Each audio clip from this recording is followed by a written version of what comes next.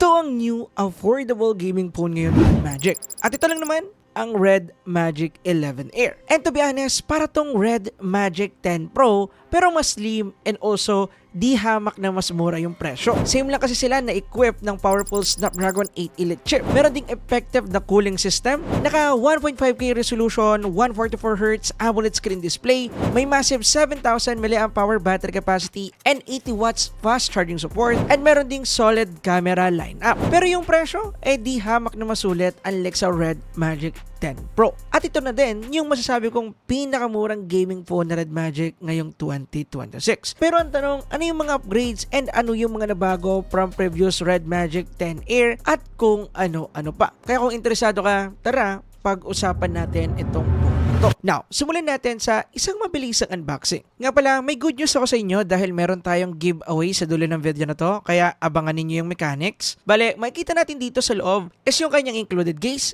Then, sumunod naman dyan is yung ating Red Magic 11 Air phone unit mismo, and look at that design. Pero mamaya na natin mas pag-usapan yan. Then lastly, nandito na rin yung ating USB-C to USB-C 80 watts fast charging power brick. And that's pretty much it. Now, kapag tingin sa build-in design na ito, actually, natuwa ako dito.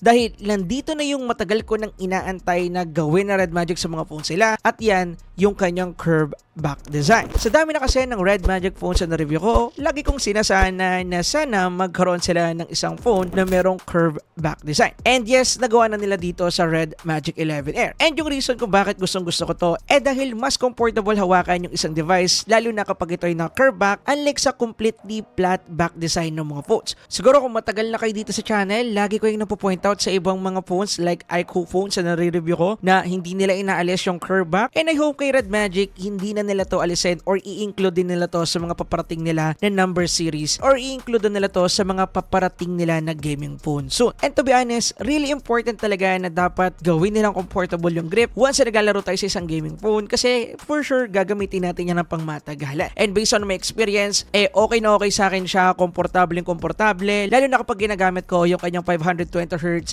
built-in shoulder trigger sensor. Lalo na kapag naglalaro ako ng mga shooting games kasi naka 4 finger style ako. And to be honest, isa talaga to sa pinakagusto kong feature ng mga Red Magic phones na nare-review ko, and sa iba ding mga phones na na-review ko before na merong built-in shoulder trigger sensor. Big factor yan para sa akin na 4 finger style nga, pero kung hindi naman kayo same ng style ko or same ng karamihan yung style, mas magandang hindi nyo na rin masyadong tingnan yung shoulder trigger sensor if ever nabibili kayo ng isang gaming phone. Anyway, flagship na rin yung build nito dahil naka-glass front na protected ng Corning Gorilla Glass 7i. Then, meron na rin aluminum alloy frame, may glass back na protected ng Corning Gorilla Glass 5, plus meron na rin tong IP54 rating, which is meron tayong limited dust and water resistant. Kaso nga lang, hindi ko lang trip yung pagiging glossy ng likod neto dahil kapitin talaga ng fingerprint, which is hindi ko na rin naman masyadong mairereklamo dahil ganyan talaga yung trademark ng Red Magic. Gusto ko sana lang ipakita yung transparent back design nito. May thickness nga din pala to na 7.85mm, which is hindi hamak na mas manipis unlike sa ibang mga flagship phones na meron tayo ngayon. And for me, yung nipis niya para sa akin sakto lang, hindi ganun kanipisan para mairita yung kamay ko or madula siya sa kamay ko. Saktong-sakto lang siya para sa akin in day-to-day usage, which is good. In terms of design naman, gaya ng nasabi ko kanina, nandito pa rin yung kanilang gaming static design dahil nandito pa rin yung kanilang pamosong transparent back design. Bale, meron tayo diyang Red Magic logo branding with RGB lights na pwede nating baguhin yung projection and also color na pinoproject doon sa settings niya. And then, binalik na rin nila dito yung ating built-in cooling fan with RGB lights na merong 24K RPM max rotation speed na di hamak na mas mataas unlike sa Red Magic 10 Pro na nasa 23K lang. And yes, kaya ako nasabing binalik dahil sa kanilang Red Magic 10 Air, which is the first generation Air version nila,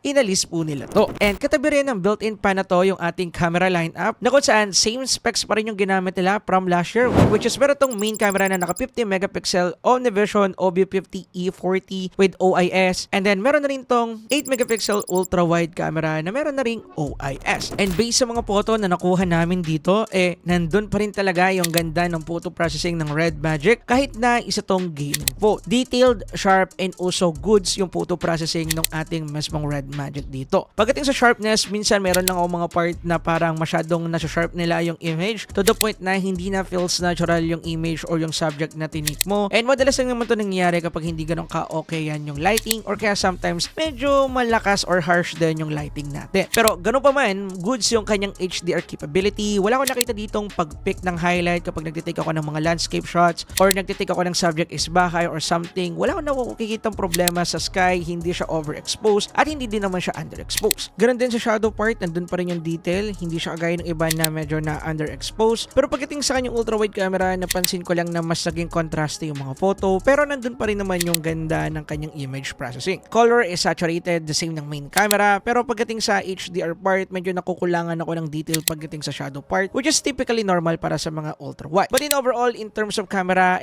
nakakabigla to dahil para sa isang gaming phone, hindi tayo masyadong kinakailangang umasa talaga pagdating sa part na to. Nga pala, kaya na to mag-shoot ng 4K at 30 and 60 FPS and also kaya din na to mag-shoot ng 8K at 30 FPS, pero yung ipapakita ko sa inyong footage dito is 4K at 30 and also 60 lang. Balik ko pagdating sa video capability nito, goods na goods, maganda yung detail as a 4K resolution, goods na rin yung kanyang stabilization, pero yun nga, mayroon pa ring wiggle effect dahil nga meron tong OIS, which is good indication din yan na gumagana yung ating OIS. So pagdating dito sa port na to, kung handheld lang, pasado, pero kung maglalakad kayo habang naka-handheld, may mapapansin talaga kayong medyo wobble na sa video. So use gimbal if ever na gagamitin ninyo sa mga professional shooting, pero kung daily lang, common lang, palag-palag na po yan. Kaso nga lang, kapag dating sa ating front-facing camera na naka-under display at ginamitan to ng 18 megapixel camera sensor, nandun pa rin yung nitpick ko sa kanya. Kasi ganitong mga photos yung makukuha natin, hindi ganun kaganda and medyo greenish at sometimes magenta yung color natin. It depends sa lighting. Pero kung mag-shoot naman tayo sa labas, maganda yung lighting, makakapag-nail naman tayo ng good looking photos. Pero kapansin-pansin na meron tayong mga watercolor effect, which is nag-i-indicate na over-processed yung photo natin. And hindi na rin naman yan nabago dun sa mga latest Red Magic phones na na-review ko din sa kanila. Ganun din pagdating sa kanyang video capability, kaya na itong mag-shoot ng 1080p at 30 and also 60 FPS.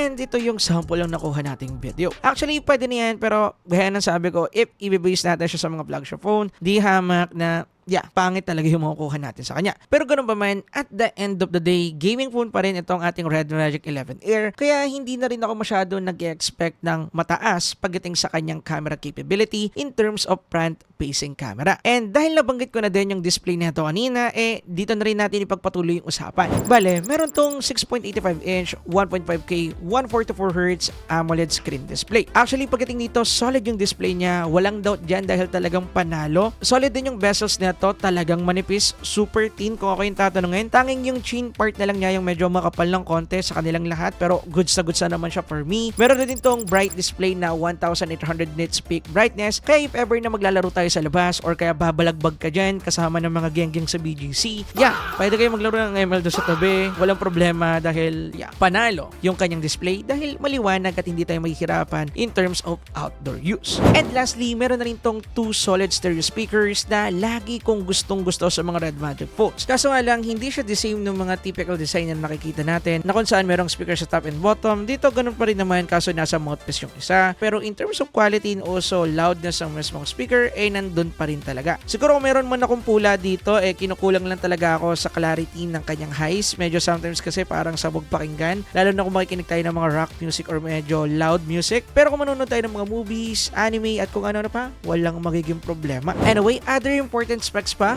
meron na tong Bluetooth 5.4, naka Wi-Fi 7 support na din, may NFC support, kaya pwedeng gamitin yung Google Pay, meron ding optical in-display fingerprint sensor, may IR blaster, and syempre, meron na ring 5G connection. Now, usapang performance naman tayo. Again, equipped na to ng Snapdragon 8 Elite. Partnered na rin to ng latest and also fastest RAM and storage version, which is LPDDR5X Ultra RAM and UFS 4.1 storage version, na nag-result sa 3.2 to 3.3 and 2.2 benchmark score. Ang maganda dito, equipped na rin to ng latest Red Core R4, which is ito yung kanilang extra dedicated chip na nag-handle ng mga gaming feature kagaya na lang ng visual and resolution enhancement, frame rate interpolation, game filters, at kung ano-ano pa. And yes, mga kaparakoy, present pa rin dito yung ating frame rate interpolation. And speaking of that, pagdating sa ginawa nating extreme gaming test dito, ginawa ko pa rin yung dati nating setup, which is naglaro tayo dito ng Genshin Impact, max out settings, and then naglaro ako dito ng 2 beses, isang naka-on yung ating frame rate interpolation dahil para i-activate to,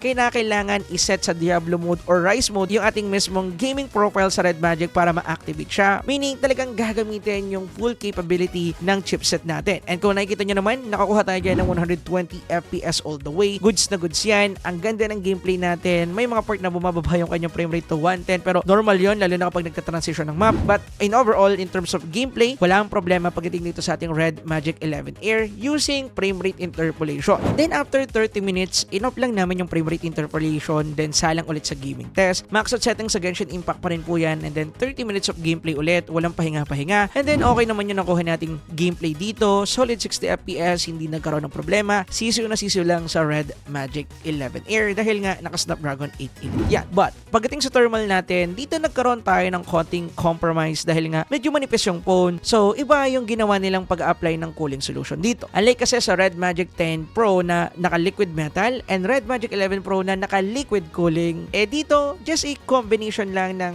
bigger vapor chamber and also ng high-speed built-in cooling fan, which is yung kanilang old cooling solution before na medyo upgraded lang dahil mas malaki yung vapor chamber and also mas mabilis yung cooling fan. And nag-result to sa medyo mainit na gameplay natin. Just I said, magkasunod naming nalaro yung Genshin Impact ng naka-on and naka-off yung frame rate interpolation. Bale sa naka-on, nakakuha tayo dito ng 43 to 45 degrees Celsius after of 30 minutes of gameplay, and gusto ko lang linawin na nakaset sa Rise mode yung ating game profile dito, which means isasagad nyo talaga yung performance ng device. Then, para naman sa naka-off yung frame rate interpolation, nakakuha tayo dito ng 41 to 43 degrees Celsius. Pero kahit na medyo mataas yung nakuha nating thermal dito, hindi pa rin tayo nabitin sa kanya. Dahil nabigay niya rin talaga yung needed nating performance in terms of gameplay. Nakakuha tayo dito ng solid na performance in overall. Hindi siya nagkaroon ng frame drop, hindi siya nagkaroon ng thermal throttling, or kung ano-ano pa. Binigay talaga ng phone na to yung pinakakaya niyang ibigay at hindi tayo naka-encounter ng kahit ano. Yun nga lang, base sa setup na to, if ever nagagamit tayo ng frame rate interpolation habang naglalaro, kinakailangan talaga natin gumamit ng isang phone cooler. At yung recommended brand ko dyan is the Blue Wow X100. Ilalagay ko yung link niya sa description para meron kayong reference, and if ever na meron kayong phone na medyo mainit, try ninyo yan. And second option na pwede natin gawin is syempre, hindi na natin gamitin yung frame rate interpolation if ever na maglalaro tayo dito sa Genshin Impact dahil yung 43 degrees Celsius is just a normal temperature naman ng device ito. Although mainit na po yan by the way, at pag umabot yan ng 44-45, consider as mainit na talaga yan sa phone natin, kaya hindi na siya ganun kasi. So best solution dito, huwag gamitin ng frame rate interpolation or gumamit ng phone cooler. Anyway, sinalang ko pa rin to sa mga games na madalas sa atin nilalaro like MOBA games and also CODM. Pagdating sa MOBA game, naglaro tayo dito ng tatlong game, which is yung usual, MLBB, HOK, and Wild Rift. And good news, wala na tayong magiging problema in terms of optimization dahil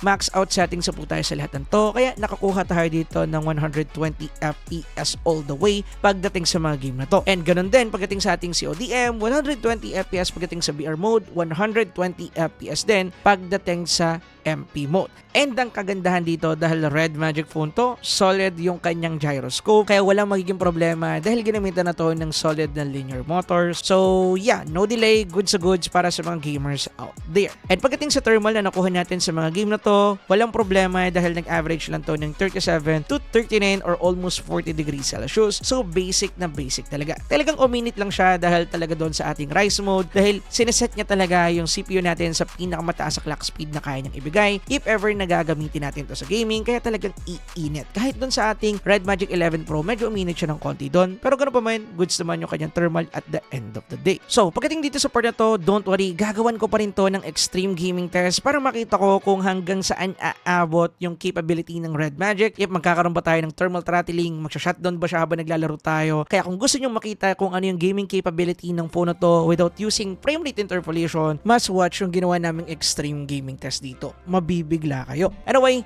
ngayon naman, proceed tayo sa isang bagay na nagustuhan ko rin sa phone na to, which is yung kanyang battery. Bale, meron tong 7,000 mAh battery capacity and supported neto ang 80 watts fast charging support, na kung saan pwede natin itong ma-full charge from 0 to 100 in just under 1 hour. Also, dahil gaming phone to, meron na rin tong bypass charging. And pagdating sa massive battery na 7,000 mAh neto, actually, ito na yung norm talaga ng Red Magic dahil meron silang built-in cooling fan. At talagang nagkukonsume yan ng power. Actually, nakakuha tayo dyan ng 8-hour plus na SOT pagdating sa ating PC Mark battery test nang naka-full brightness and then naka-open yung Wi-Fi and also naka-open din yung ating built-in cooling fan. Natural kasi na mag-o-open yan. Pero kung gagamitin naman natin to in the whole day nang hindi gagamitin yung built-in cooling fan or kaya isa-set natin sa normal speed, for sure aabot at aabot din ng mga 10 to 15 hours yung kanyang screen on time. At least kung normal usage lang. Anyway, pagdating naman sa software nito, meron na tayo ditong Red Red Magic OS 11 and Undertow ng Android 16. Bale, lahat ng Android 16 features na nakikita natin sa ibang mga phones na review natin before, nandito na rin sa phone na to. And in terms of Red Magic OS experience, actually pretty straightforward. Animation niya, sakto lang, hindi na masyadong fancy unlike sa mga Color OS na na-try ko before. Masyadong kakaiba yung pag-navigate sa kanila. Mabagal yung animation to the point na super smooth yung tingnan pero mabagal yung dati. Anyway, pagdating naman sa kanyang design, ganun pa rin as usual. Wala namang masyado nagbago. At ang nagustuhan ko dito, wala sila halos bloatware. Kung meron man, yan yung mismo mga application nila at kung ano-ano pa. Pero most likely, para sa mga Facebook or any other third-party application or bloatware, wala naman ako nakita fresh from the box. And actually, isa rin yan sa pinangangalagaan ni Red Magic pagdating sa part na to. Kaya salute pa rin ako sa kanila dahil hindi nila nilalagyan to ng mga third-party apps. Anyway, dahil 2026 na, may mga AI features na rin to. Kagaya na lang ng Gemini AI. Usually, pwede naman natin itong i-install sa Play Store. Pero yeah, meron na po siya dito fresh from the box. And meron na rin tong useful na circle to search na most likely nagagamit ko talaga. Kaso nga lang, same na mga Red Magic phone before, wala pa rin tong built-in gallery. Kaya wala tayong mga AI gallery features na available. Dahil default Google Photo yung gagamitin natin dito. Now, usapang presyo naman tayo. Dahil for sure, yan yung itatanong ninyo. Bale, pagdating sa presyo nito, to be honest, wala akong official pricing para dito, lalo na kapag na-release siya sa Philippines kasi for sure, medyo mas mataas yung presyo niya kapag nandito na sa Philippines. Pero kung o-order kayo sa website nila, by the way, ilalagay ko yung link dyan sa description. You can use credit card dahil yan yung ginagamit ko if ever na bibili ako sa mga online platform kagaya neto. Nasa $529 yung kanyang presyo at pwede pang bumaba, lalo na sa early bird price promo sale nito. Gaya na lang ng Red Magic 10 Air na nasa $400+ na lang yung presyo niya ngayon. So basically, nasa 30,000+ pesos siya if i-convert natin siya sa Philippine peso. And for me, para sa specification na nakita natin at kung gusto talaga natin ng straightforward gaming phone, para sa akin, goods or justifiable yung presyo niya if ako lang naman yung tatanungin. Pero pagdating sa practical side, if ever na papalo ng 30+ thousand pesos yung presyo nito kapag nasa PH market na, dahil meron yung mga i-add na tax, conversion fees at kung ano-ano pa, di hamak na mas okay bilhin ang Red Magic 11 Pro kung Red Magic phone lang din naman yung gusto ninyo. And marami din diyang ibang alternative kagaya na lang ng Poco F8 Ultra at iba pang mga China ROMs na available ngayon sa market. But kung straight Red Magic yung gusto ninyo, Red Magic 11 Pro yung best if ever na medyo mapresyo talaga itong Red Magic 11 Air pagdating sa PH market. Dahil konting Red Magic 11 Pro na yun. Dahil for sure, nasa 5 to 10,000 pesos na idadagdag ninyo. Anyway, just I said, meron tayong giveaway sa video na to. Bali, yung ipapag-giveaway natin is isang Building Black and one Top Pan badge galing kay Red Magic. Hindi tayo nakapag-secure ng isang Red Magic 11 Air para sa inyo, pero don't worry, babawi tayo sa mga susunod na review natin. Anyway, in terms of giveaway mechanics, kinakailangan nyo lang i-comment yung inyong opinion about sa Red Magic 11 Air. Mapamaganda man yan or bad, okay lang yan. As long as mag-comment kayo, meron na kayong entry. Bale, pipiliin namin kung sino yung mananalo sa comment section based sa pinaka-active sa inyo. Bale, hindi namin idodraw kung sino yung nanalo dito. Pipiliin mismo na Red Magic and also namin kung sino yung pinaka-active at siya yung mananalo ng Building Blocks and also ng isang Top Pan badge. Bale, dalawa kayo. Kaya, yeah, comment na ninyo. Sayang naman, maganda rin yung mga prizes.